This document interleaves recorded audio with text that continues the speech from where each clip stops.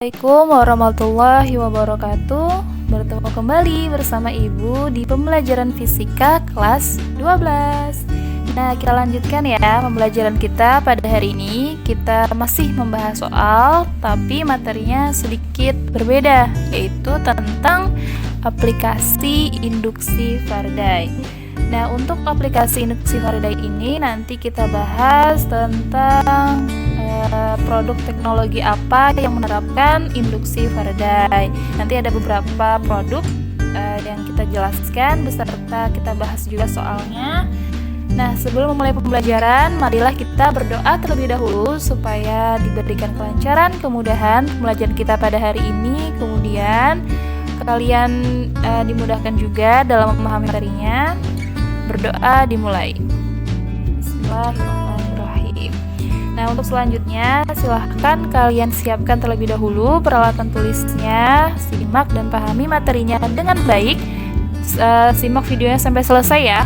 Kemudian kalian catat juga materinya di buku catatan fisika kalian. Sudah siap? Oke, kita next. Nah, ini kalian sudah pernah ngeliat kan di slide video sebelumnya.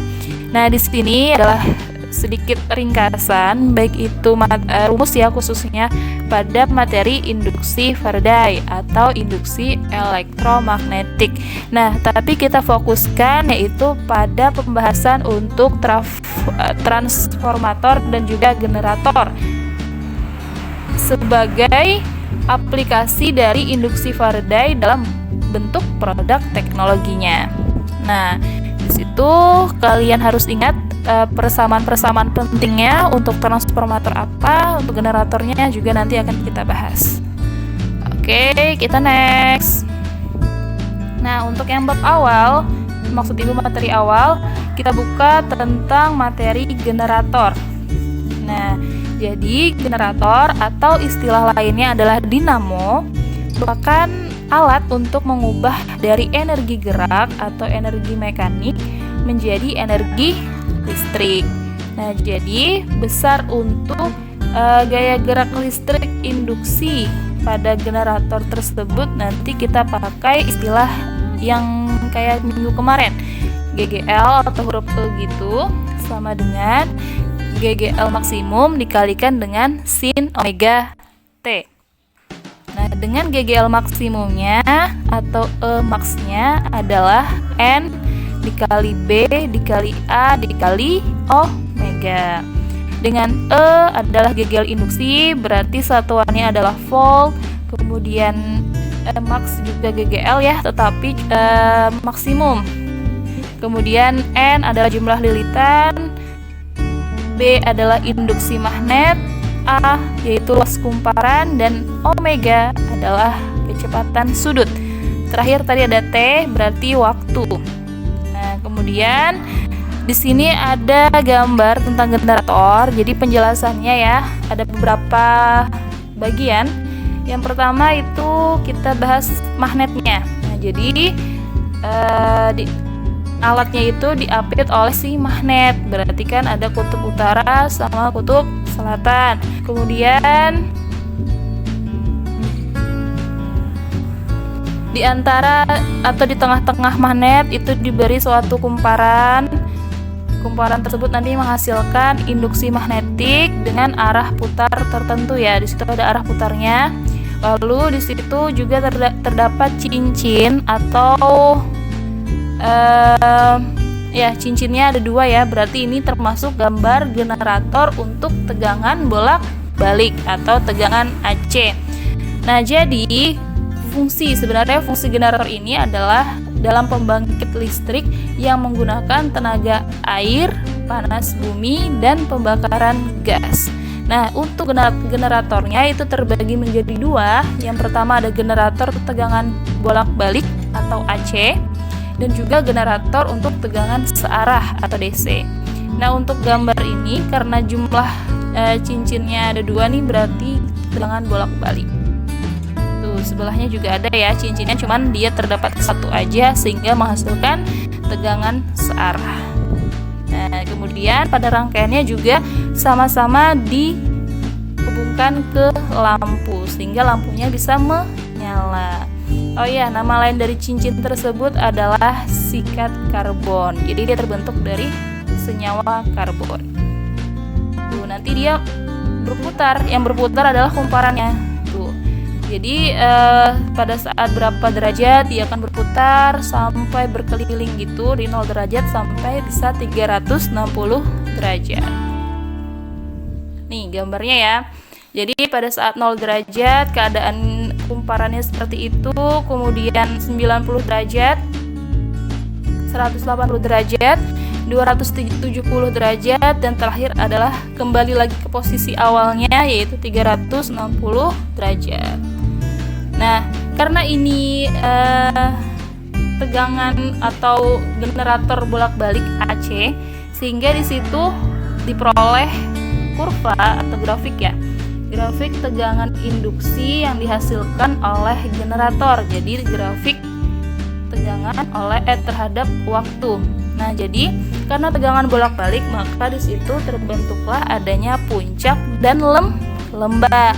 Nah, tentu kalian sudah belajar kan adanya puncak, lembah pada suatu grafik yang tentunya kalian gak asing gitu dengan grafik ini, yaitu pada pelajaran ya kelas 2. Kalian sudah belajar ya.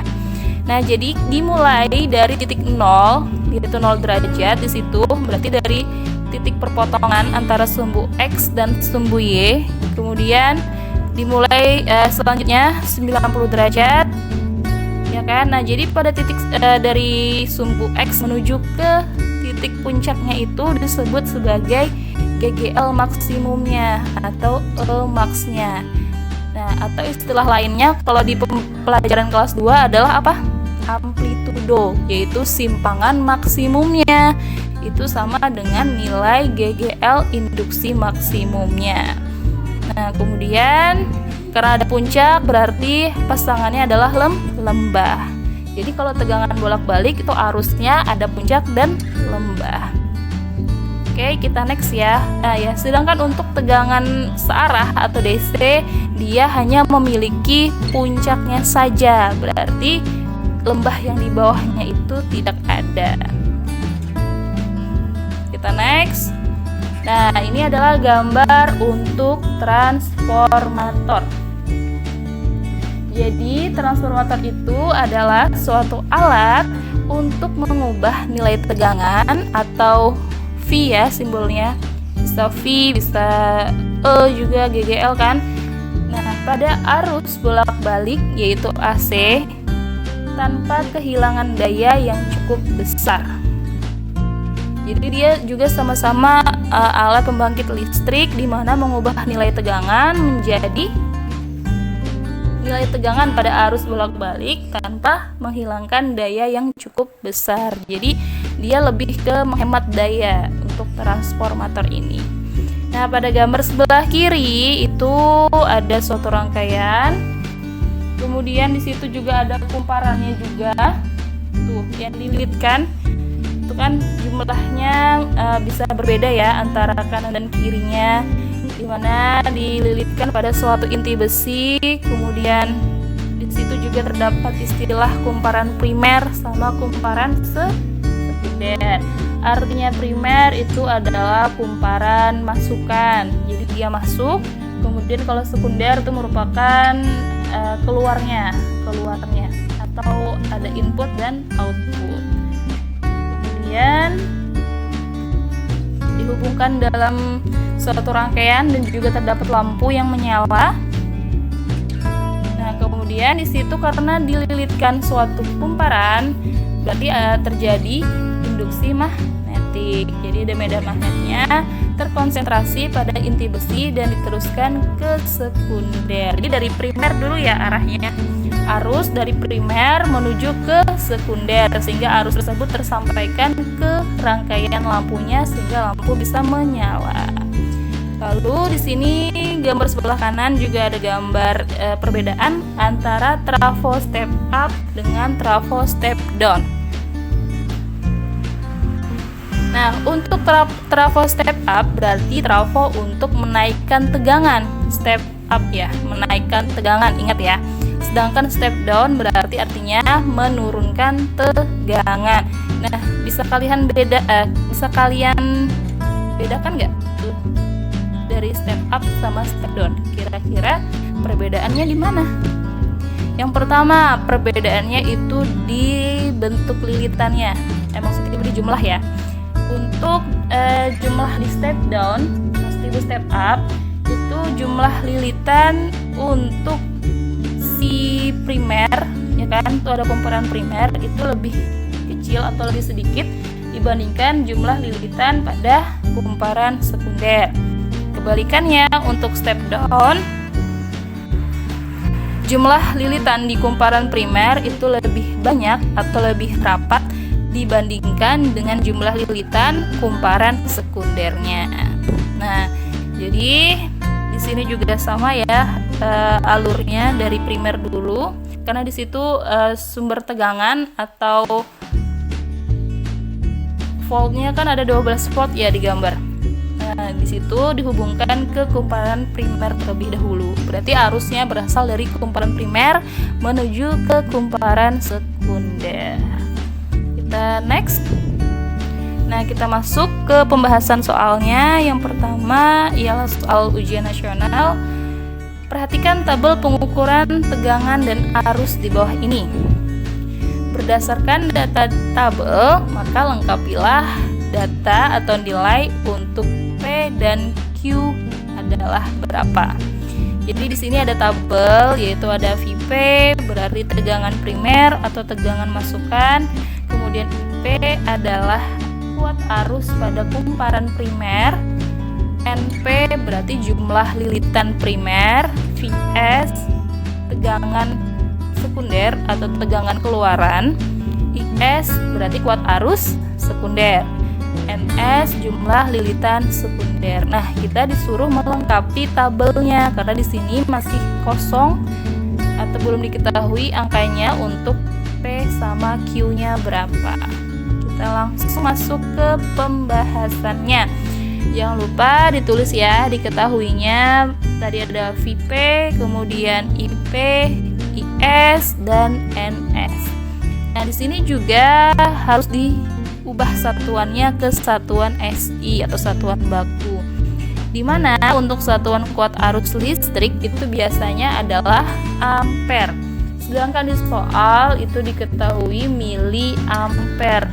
Nah, sama halnya kayak milimeter diubah ke meter, berarti dia dibagi 1000. Berarti miliampere diubah ke ampere dibagi 1000, sehingga menghasilkan 3 kali 10 pangkat min 3. Begitu juga dengan IS-nya ya, diubah ke ampere. Nah, yang ditanyakan berarti berapa nilai NP sama Vs-nya. Caranya seperti apa nih? Perlu kalian kotaki atau kalian beri tanda apa warna yang berbeda. Itu rumusnya sangat penting. NP dibagi NS sama dengan IS dibagi IP. Nah, jadi ini adalah persamaan yang berlaku pada transformator. NP dibagi NS sama dengan IS dibagi IP. Sehingga diperolehlah nilai NP-nya atau jumlah lilitan primernya. Itu bisa kalian masukkan ya. Berarti apa? 75 dikali 10 pangkat min 3 per 3 dikali 10 pangkat min 3 berarti 75 dibagi 3 menghasilkan 25, kemudian dikalikan 40 berarti NP-nya sama dengan 1000 lilitan. Nah, jadi NP-nya lebih rapat atau lebih besar jumlahnya dibandingkan dengan NS. Berarti ciri dari apa? Ciri dari trafo step up, ya kan, menaikkan tegangan. Selanjutnya, maksud ibu step down ya, salah. Yang lebih banyak primernya berarti lilitannya step down, ya salah. Selanjutnya itu menghitung nilai Vs-nya. Rumusnya masih sama, perbandingan antara jumlah lilitan primer dan sekunder, cuman di sini dibandingkan dengan tegangannya. Berarti NP dibagi NS sama dengan VP dibagi VS. Kita masukkan angkanya, berarti VS-nya adalah 8.000. Dapat dari mana? Ya, dapat dari perkalian 200 dikalikan 40. Nah, kalau kayak gini perkalian silang ya, jangan lupa. 200 dikalikan 40 berarti 8.000, kemudian dibagi 1.000. Jadi VS atau tegangan sekundernya, atau tegangan keluaran, atau tegangan output, itu nama lainnya ya. Sama aja sebenarnya, simbolnya VS menghasilkan 8 volt. Ya, jadi jawaban P-nya adalah 1000 dan Q-nya adalah 8 volt. Lanjut. Nah, soal selanjutnya ini masih tentang transformator, tetapi di sini ada tambahan efisiensi. Nah, efisiensi alat dari si trafo transformator. Nah, sebuah transformator dihubungkan dengan sumber tegangan 220 volt sehingga menghasilkan daya sebesar 440 watt. Jika kuat arus primer 2,5 ampere, maka efisiensi transformator tersebut adalah. Nah, jadi ini ditanya adalah nilai efisiensi atau sebutannya adalah new ya. New. Jadi seperti huruf N, cuman di itu kakinya beda panjang sebelah gitu. Jadi diketahui ada VP, ada PS. PS tadi apa? Daya untuk kumparan sekunder. Tuh. Ini coba lihat di soal 440 volt. Maksud Ibu 440 watt. Watt itu satuan untuk daya. Kenapa jadi di sekunder? Karena di situ ada kata-kata menghasilkan. Berarti kalau menghasilkan adalah berupa outputnya kan, keluarannya. Berarti istilahnya PS-nya, daya untuk kumparan sekunder. Nah, yang ditanya adalah nilai N atau new efisiensi dari si trafo. Rumusnya adalah N sama dengan PS dibagi VP dikali IP dikali 100%. Nah, jadi untuk efisiensi ini dalam bentuk presentase ya, jadi harus dikalikan dengan 100%. Atau rumus singkatnya adalah N sama dengan P output atau PS dibagi P input atau PP dikalikan 100%. Tinggal kalian masukkan angkanya dan diperoleh hasilnya 80%. Selanjutnya ini masih transformator juga, dan yang ditanyakan adalah kuat arus primernya berapa. Berarti apa? IP-nya berapa? Kita langsung masukkan aja. Yang diketahuinya ada VP 220 volt, selanjutnya ada VS 8 volt, IS 2 ampere, dan efisiensinya 80%. Yang ditanya adalah IP, kuat arus primernya. Nah, berarti kita pakai rumus efisiensi dulu untuk menentukan IP-nya berapa. Nah, jadi dari rumus efisiensi N sama dengan VS dikalikan IS dibagi VP dikalikan IP dikalikan 100%. Sehingga untuk persamaan IP-nya atau kuat arus pada kumparan primer. Nah, jadi VS dikalikan IS dibagi VP dikalikan N. Kalikan dengan 100%. Langsung aja masukkan angkanya. Karena di situ ada persen ya, ada 100% dan 80%. Itu persennya bisa kalian coret. Kemudian kalian selesaikan perkalian dan pembagiannya. Diperolehlah hasilnya 1/11 ampere. Jadi di situ kalian nggak perlu mengalihkan semuanya, tetapi kalian lihat dulu, kalian cari kira-kira ada nggak angka yang sama untuk di pembilang dan penyebutnya. Di situ kan ada tuh angka yang sama, yaitu angka 8 dengan 80. Bisa kalian coret, berarti 1/10. Kemudian kalian bisa coret juga 2 sama 220. Berarti berapa? 1/110 ya.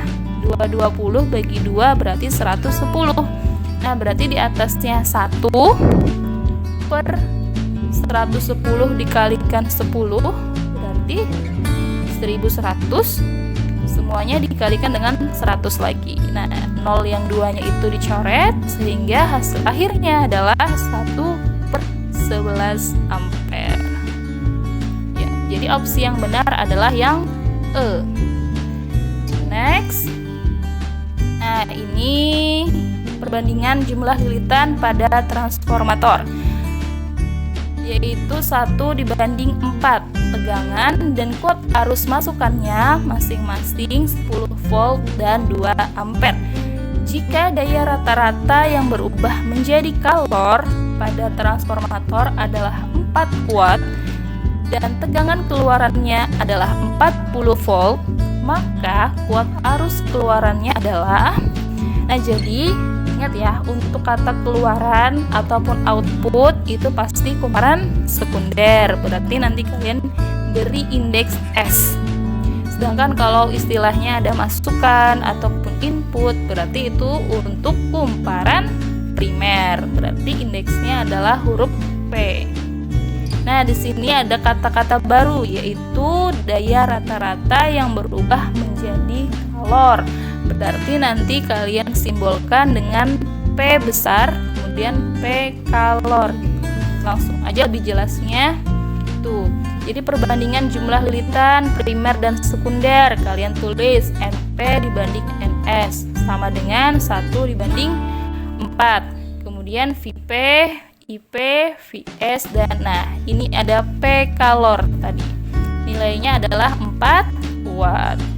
Yang ditanya apa? Yang ditanya adalah IS. Jadi kuat arus keluar atau kuat arus output ataupun kuat arus pada kumparan sekunder. Nah, di sini ada lagi persamaan baru, yaitu PS atau daya keluaran sama dengan PP daya masuk dikurang dengan P kalor, daya yang berubah menjadi kalor. Karena P daya itu adalah perkalian antara tegangan dikalikan kuat arus atau V dikalikan I. Berarti kalau PS ya VS dikali IS. Kemudian untuk PP primernya ya, berarti IP dikali VP dan dikurangkan dengan P kalornya, sehingga IS-nya adalah 0,4 ampere. Ya, jadi opsi yang benar adalah opsi yang B. Nah, ini ada soal juga tentang, bukan hitungan ya, tapi pemahaman materi tentang transformator juga. Berikut transformator ideal yang dihubungkan dengan sebuah lampu. Kondisi lampu akan menyala jika atau pada saat apa?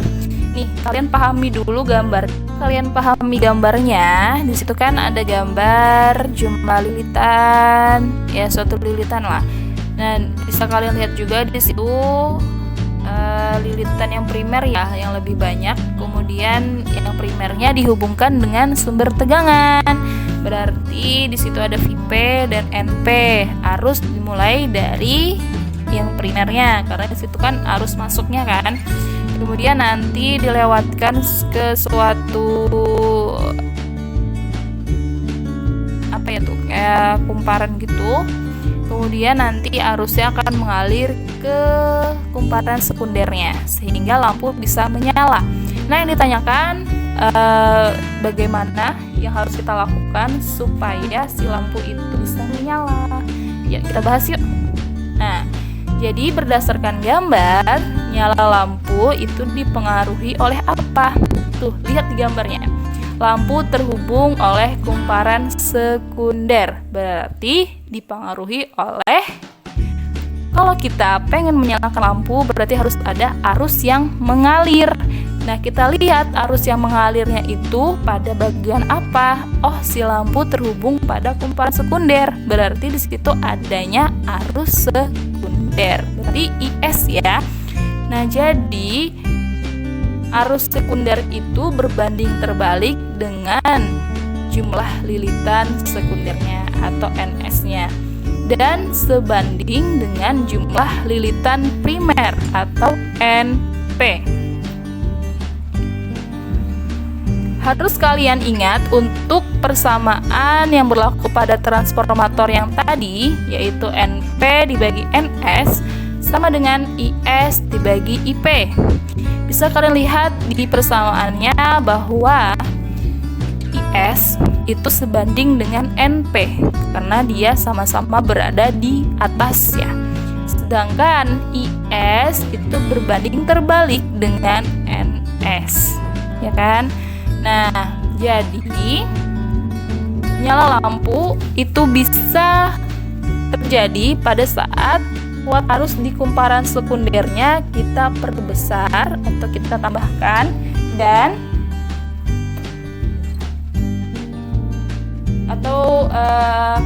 berarti dia dalam keadaan step up ya, menaikkan tegangan. Jadi jumlah lilitan di sekundernya justru kita kurangi. Jadi kesimpulannya adalah opsi yang D. Akan lebih terang jika tegangan primernya diperbesar. Ini sorry ya, tertutup opsinya tuh.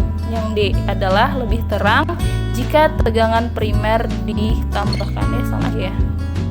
Ya mohon maaf ya atas kekurangan slide-nya.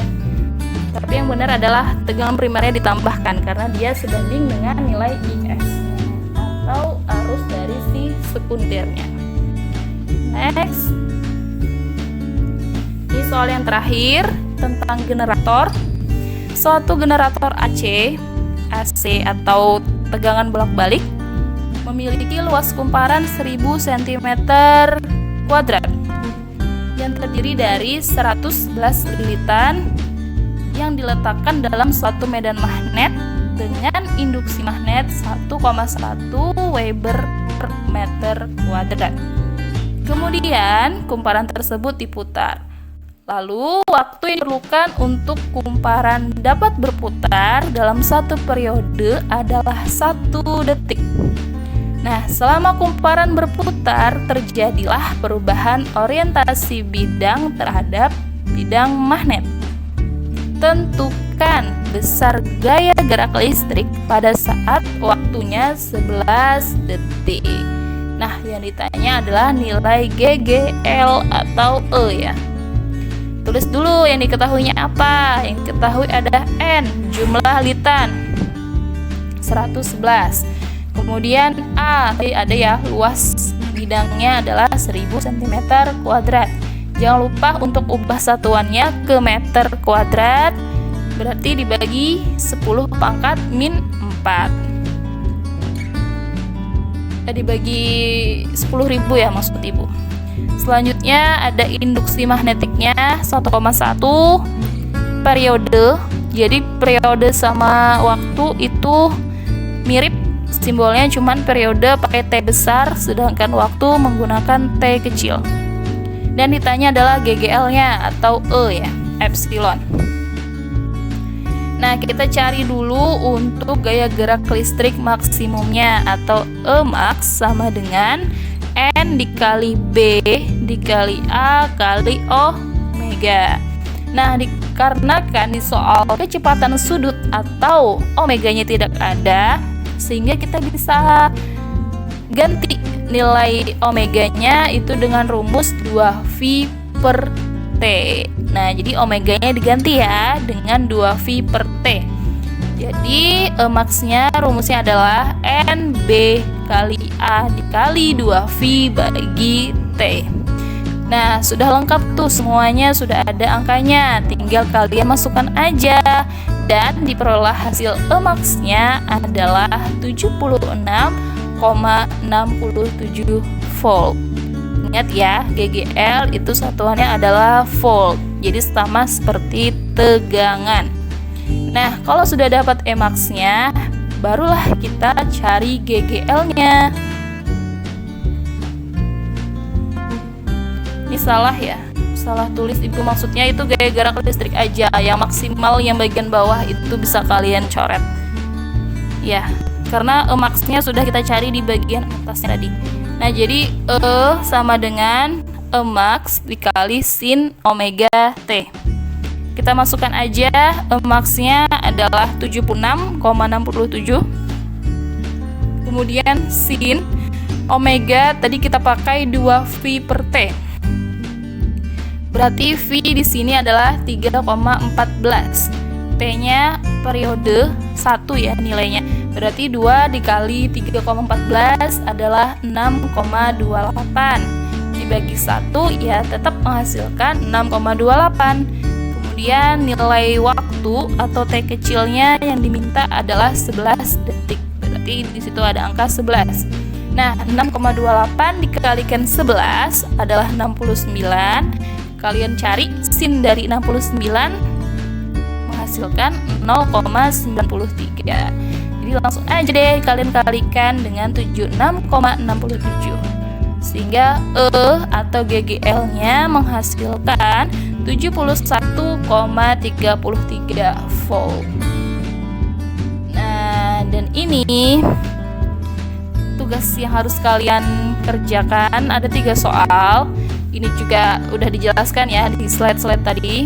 Jadi bisa kalian pahami dengan baik soalnya terlebih dahulu, kalian catat, kalian kerjakan di buku tulis, kemudian kalian foto dan kirimkan ke Classroom ya.